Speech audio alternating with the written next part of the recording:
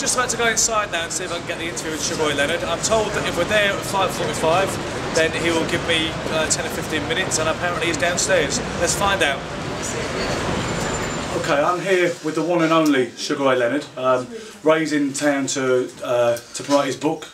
I'm the biggest fan in the universe, and I have to make a confession, I haven't read it yet. I will do. You know why? I'm reading Sugar Ray Robinson's autobiography after all these years. But let's talk about the amateurs a little while, Ray. I don't want to do that typical interview that everyone's going to do with you. A lot of people, everybody knows that you won the Olympic gold at 76 with that vintage American team in Montreal. Right. Not many people know that you lied about your age 4 years earlier and were in the Olympic trials trying to get in. True? Well, yeah, well, you know, actually, because you have to be 17 to qualify for the Olympics, and I was 16 at the time, I told I was 17, and you know, it was my ambition, like most amateur boxers. Yeah. The dream is, and the ultimate is to win an Olympic gold medal, and first be on the Olympic team.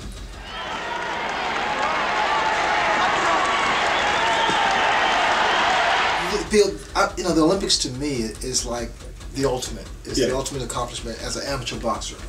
Yeah, and from what I can remember, you lost what was a very disputed decision, even at that young age of 16, when they thought you were probably 20 or whatever, to a kid called Louis Howard.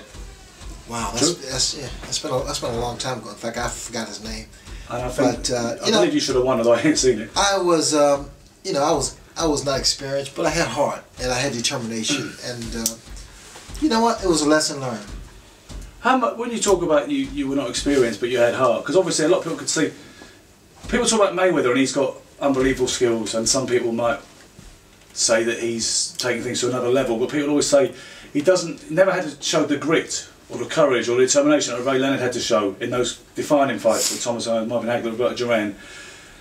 How soon did you get your silky skills style, and to what extent were you influenced by Muhammad Ali, and how much of it was just your own? It was a process. I mean, when I first started boxing, I was 14, and you know, I emulated Joe Frazier. I used to fight like Joe Frazier. You joking? Oh, no question. You used to do that rolling thing? Oh, yeah. So you weren't necessarily trying to be like Muhammad Ali so much? No. Even though you were massively compared to him? It was Joe Frazier from the start. Really? And I knocked guys out.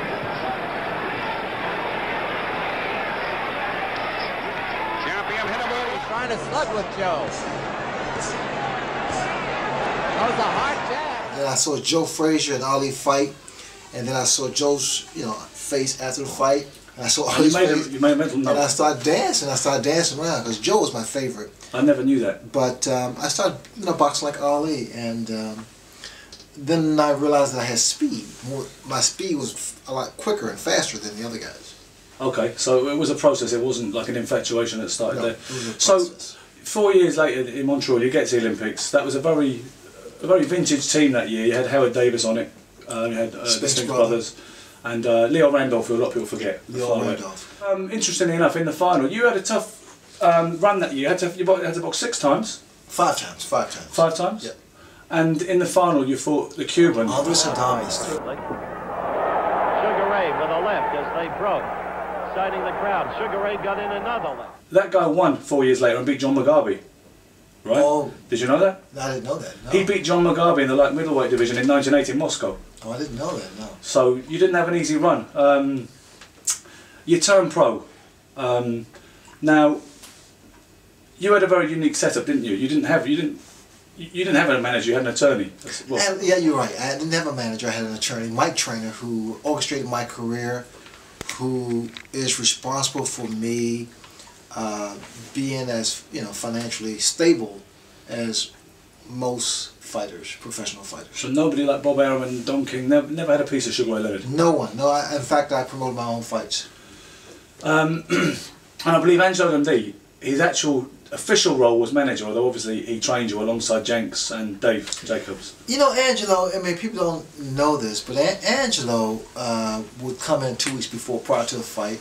Angelo didn't really train me per se. You know, it was... That's what he said. I read his autobiography, and he said a lot of the nuts and bolts work was done by Angie. Apparently Angie said, listen, I only need 3 weeks in camp. He said, I ain't no sweat wiper. Right. But that I believe that led to a bit of tension between him and Mike Trainer, who thought he should be doing more for you. True? Yeah, there was a lot of disagreements with Mike Trainer and Angelo Dundee. And, you know, but I tell you what, all that mattered was the fact that Angelo and I were dear friends. Like I went to see him 2 weeks prior to his passing. Yeah. I mean, we remained very, very close. Yeah. Do you regret not staying with NG? Because I'm shooting ahead of myself, and there's still things I want to talk about before we even get to this. But since we're going organically with the conversation, the marvellous comeback against Hagler, which I definitely want to finish on and lay this to rest once and for all. But don't worry, I'm on your side. But no. With Angie, Angie departed from your camp then, and then you went with Pepe Correa. You certainly never boxed that well again. I mean, I thought the long fight was a marvellous performance too, but you never boxed that well again, and time passed on, and you got a little bit more vulnerable. Do you regret not having Angie around, or was it not a factor? Well, without question, I missed Angie in the corner. He was such an asset to me. He's all yours. Just keep messing him around. Look like a million. Box, box, box. That's all I want you to do. But those two ill-fated comebacks between Norris and Camacho. Terry Norris and Hector Camacho, anyone could have been in my corner, and not to discount Angie, but you know, I came back because I felt safe in the ring because of my alcohol and drug addiction, and I was totally unhappy because I had a failed marriage with my wife Juanita, and I felt more stable in the ring, more secure. Well, a lot of people say, as much as it's a dangerous occupation, for many fighters the ring is a place of relative safety. Without question, without question. Do you feel like some sense of peace having written this very warts and all book? Because Sugar Ray Leonard was the all-American kid, ludicrously good looking, even at this age now. You look younger than me. I watched you when I was 10, for God's sake. Now, okay. You were very much the kind of squeaky clean American kid. And I know even a certain branch of macho, certain maybe Hispanic fan, who resented you because of that. He's too pretty, he's too savvy, he keeps retiring all the goddamn time. Right. This is I haven't read it yet, to my shame, but I'm going to read it starting tomorrow. But I've heard that it's a very kind of confessional, listen, behind the glamour and the clean all-American boy, there was a lot of things going on. Do you feel a sense of peace? Oh, without question. I'm glad you said that. A sense of peace, a sense of calm that I didn't think I would be as transparent and open as I have been in this book. The revelations about sexual abuse. Sure. And, my drugs and alcohol, accessibility. But, listen, I did it. I'm not proud of it. Got off my chest. I'm here in London, meeting beautiful fans. Life is great now. Well, I talked earlier on about that brand of macho fan that likes to resent you, like I said, because they don't like showboats, and to me I love that. I mean, I was probably more similar to you than any white 15-year-old I've ever seen in a ring in England. But anyway, if you ask most professional fighters nowadays, in Boxing News they have a 60-second interview at the back, and they always say your favourite all-time fighter. While a lot of people mention Mike Tyson or Marvin Hagler, to my knowledge, more people mention you than any other single fighter. When I fought hard. I gave it 100% every time. I went in there with one intention, and that is to defeat you.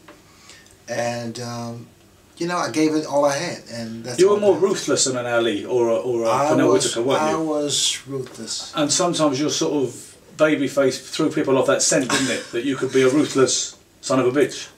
My wife still doesn't believe I was a fighter. No. She can't believe I was a fighter. Like to finish him off. He almost went down then from a left. The shove. Now the flurry. I could stay here all day talking, or even all week, but bearing in mind I've told we're up against the schedule, there's a couple of things I was looking to talk about that I probably won't get time to, but so let's deal with two more things.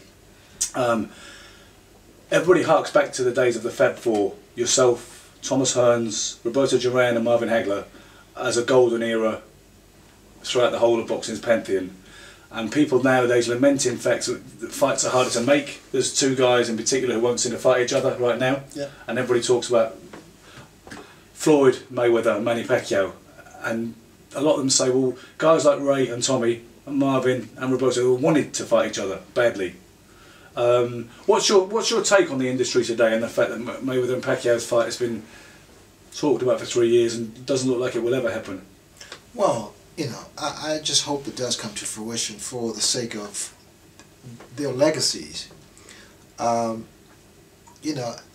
think that personally, I think that it's more of a business thing now.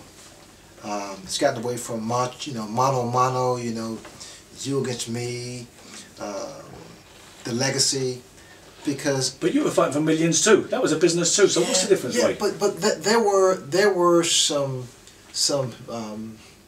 deal breakers with maybe a couple $100,000 here or maybe $1 million there, but there's so much money on the table right now. And you can make more money perhaps with taking less risks now. It's. I want to see the fight, and I'm a major fight fan, and I'm sure the boxing fan wants to see the fight too.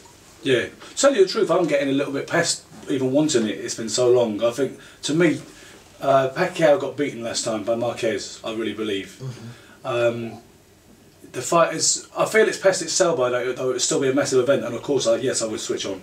It'll be huge. It'll be huge.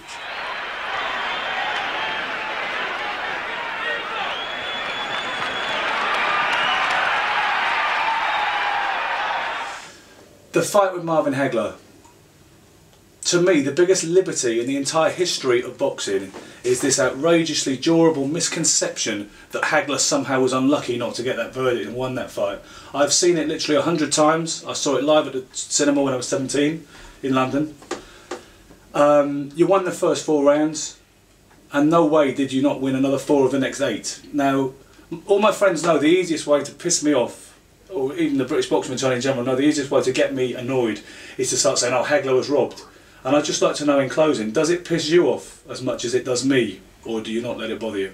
Well, it's not even that even bothers me. The fact of the matter was, I won. Whether I got the decision or not, because I went the distance. Tremendous. No one thought I had a prayer. Absolutely. Even my brother, who I paid to be in my camp. Roger.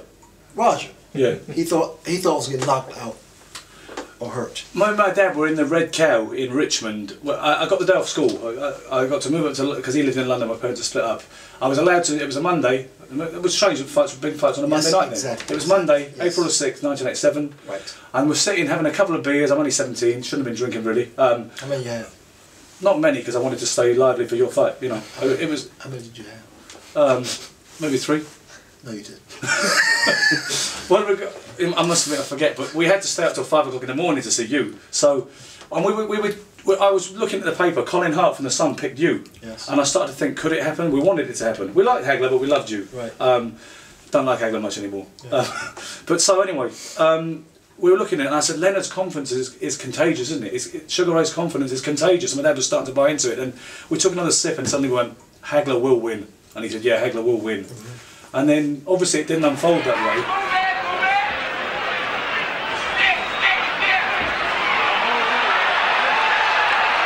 Andre Leonard flicking with an open glove.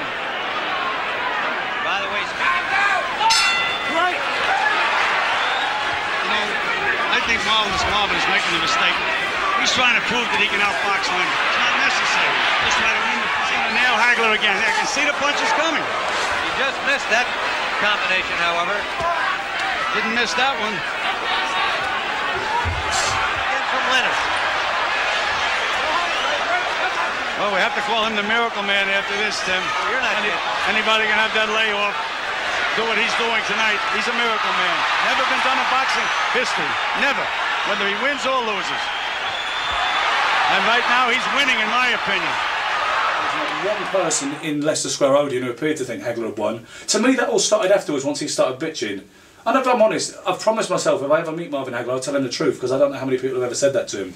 And we'll have to see how it goes from there. But welcome to London once again, champ. I'm absolutely speechless that you've given me this opportunity, and thank you very much. Thanks, babe.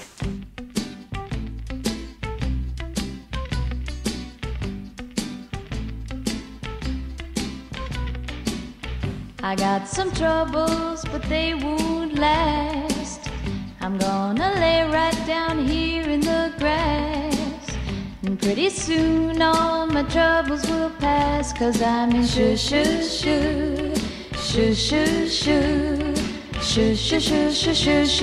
Sugar Town.